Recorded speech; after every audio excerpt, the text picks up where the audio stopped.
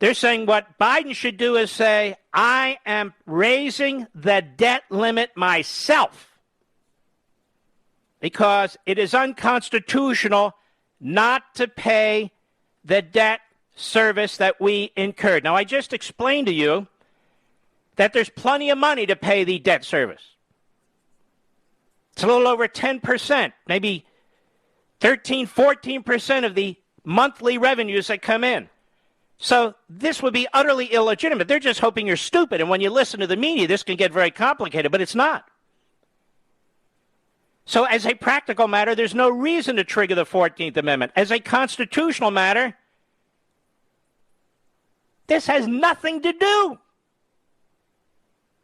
with paying forward.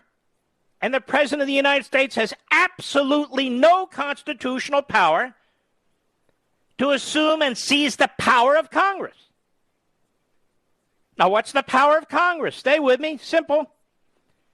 Article 1, Section 8, Clause 1, the Congress shall have the power to lay and collect taxes, duties, imposts, and excises, to pay the debts and provide for the common defense and general welfare of the United States. Then there's Article 1, Section 8, Clause 2, the Congress shall have the power to borrow money on the credit of the United States. Probably the most core and fundamental power of Congress is the power of the purse. The president doesn't have the power under the 14th Amendment to say, hey, I'm in charge of the power of the purse. I'm in charge of paying. That would be an insurrection, if you will. That would be treason. A complete destruction of our constitutional order. Because then you can see what could flow from that. A president could unilaterally raise taxes and say, look, I got to pay the debt service under the 14th Amendment. I'm raising the income tax. I don't give a damn what Congress does. Now, that power has never been contemplated by anybody except the modern-day American Marxist Democrat Party. They keep talking about this, the way they talk about packing the Supreme Court, the way they talk about ending the filibuster rule, the way they talk about eliminating the Electoral College unless they win, the way they talk about undermining our immigration laws and deportations and all the rest. They do not believe in law and order. They believe in their own power. So there will be no default on the debt. The full faith and credit of the United States will not be violated. So what happens?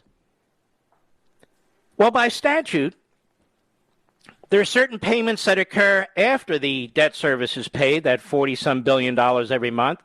Social Security is paid. Medicare is paid. Pensions to federal employees are paid.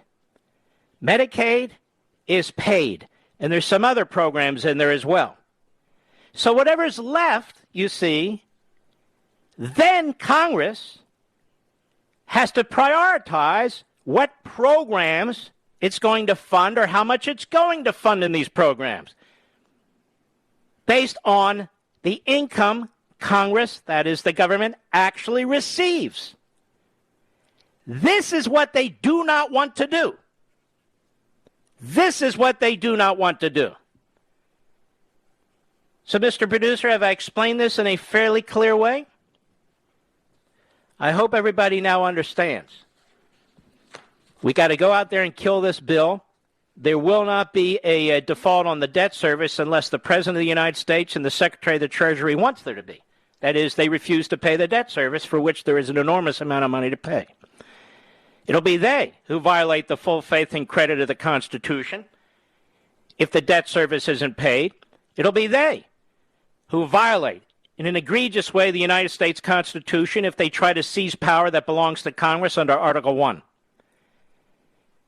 But as I said at the opening of this program, my suspicion is that what the Democrats want to do is they'll come down on that 3.5, which is really 5.5 trillion, try to enshrine as many of these programs and policies, these radical, hate America, American Marxist policies as they can, and just won't worry about funding them.